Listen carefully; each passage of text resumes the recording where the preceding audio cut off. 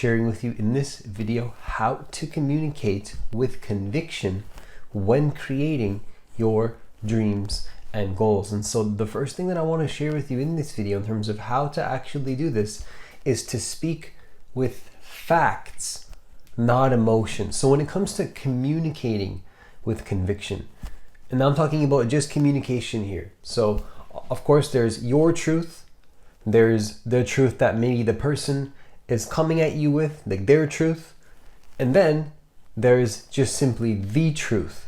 Now, the truth is a separate conversation for a different video, but when it comes to communicating your truth and getting that to come across powerfully and with conviction, you want to oftentimes leave emotion out of how you actually feel. Now, I'm not saying that there's not a time and place to speak with emotion and to speak with vulnerability. There's nothing wrong with this.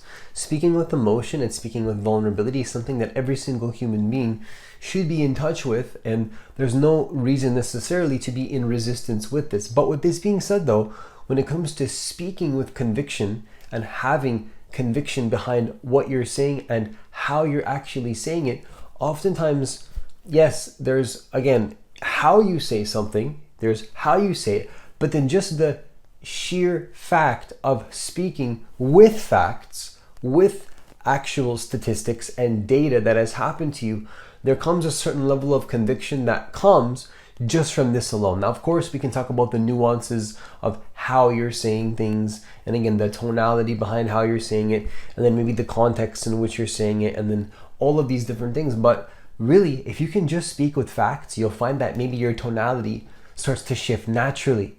Maybe how you say things starts to shift actually very naturally. But the problem is that a lot of the times, instead of being actually authentic and actually real to the point where that conviction comes from you naturally, people like to play pretend a lot. They like to play fake. They like to play a role that they didn't really want to play in the first place, and then they pretend that they like it. But then again, whether consciously or unconsciously, they stepped into that role and sort of signed up for that. And then so again, whether it happened consciously or unconsciously, what we want to avoid at all costs is doing this whole circus and drama and playing out these patterns of doing things that you're not comfortable with, being a certain way that you don't actually resonate with. And so instead, naturally, when you can speak with facts, not emotion, I think that naturally that part of you that feels like you're empowered, that feels like you have control over your life, where you do actually feel like everything that you say does have integrity, does have conviction, it comes again naturally when you begin to speak with facts, because you start to look at life from a factual perspective rather than just the feeling and your interpretation about it.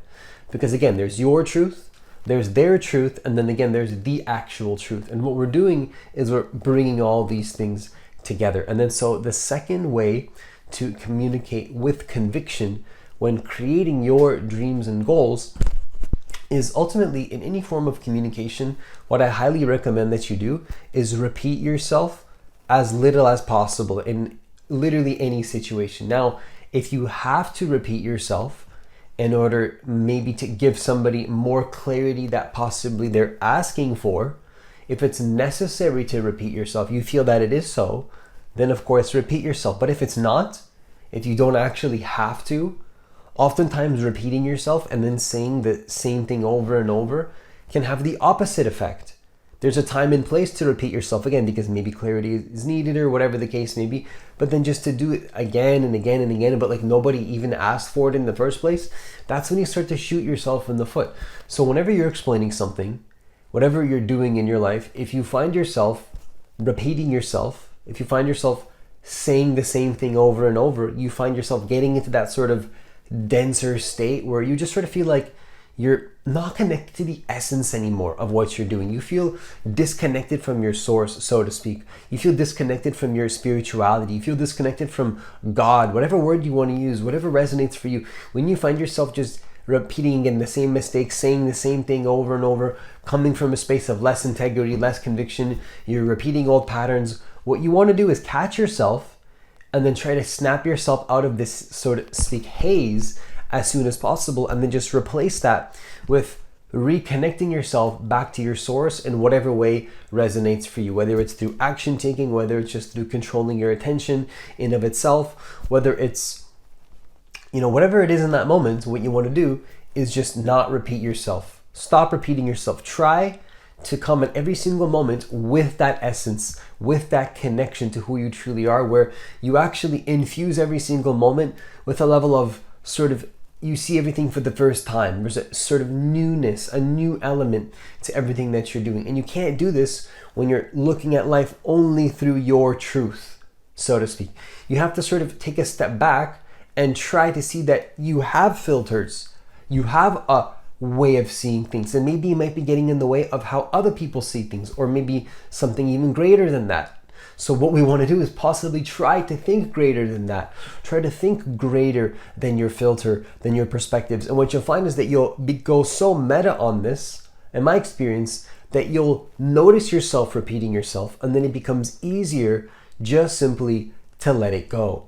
And then so finally, the last thing that I want to share with you in this video in terms of how to communicate with conviction when creating your dreams and goals is to talk about what has happened already, not what will happen.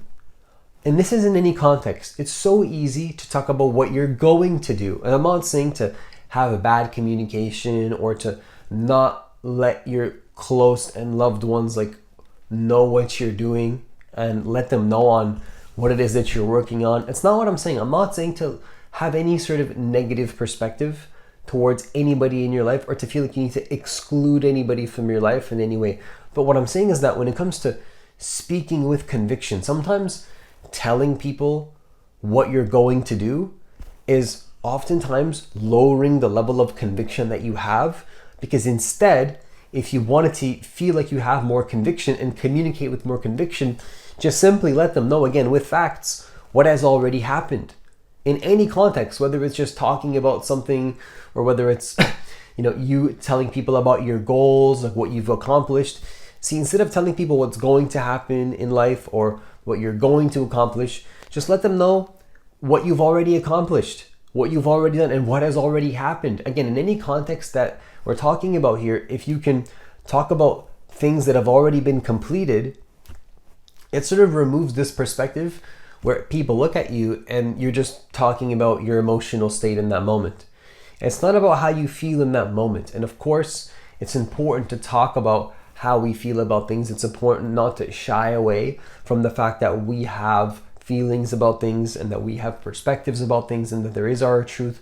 But I think that the problem starts to arise when we see that life through this sort of lens, that our lens is the only lens and the only one that's important, and that if we don't have everybody perfectly see it the way that we see it, then there's a problem. And I think that that in of itself is a problem, is a sort of way of seeing it that's going to cause problems down the line that can be avoided if we can start to look at life not from a, so to speak, so much attached perspective, but to go meta, to actually have your consciousness go meta on your filters, and to see that your filters are just exactly as I say that they are in this moment. They are nothing more and nothing less than just simply a filter, a way of seeing life. And then again, to be so naive in my personal perspective that your filter is the only perspective that matters and the only perspective that's true in the entire universe is a little bit naive to think. And then I think that when we can step out of that, take more accountability from the perspective of just seeing the facts that have already happened, and then when you're talking to people, speak from that space of actual things that have happened, again, you're going to speak with more conviction. You're going to have more essence, more emphasis behind what you're saying, because every word that you're saying is going to be backed up with an actual truth, something that is actually true. Now, maybe it only exists in your mind at that point because it is an idea in your mind based on something that has already happened.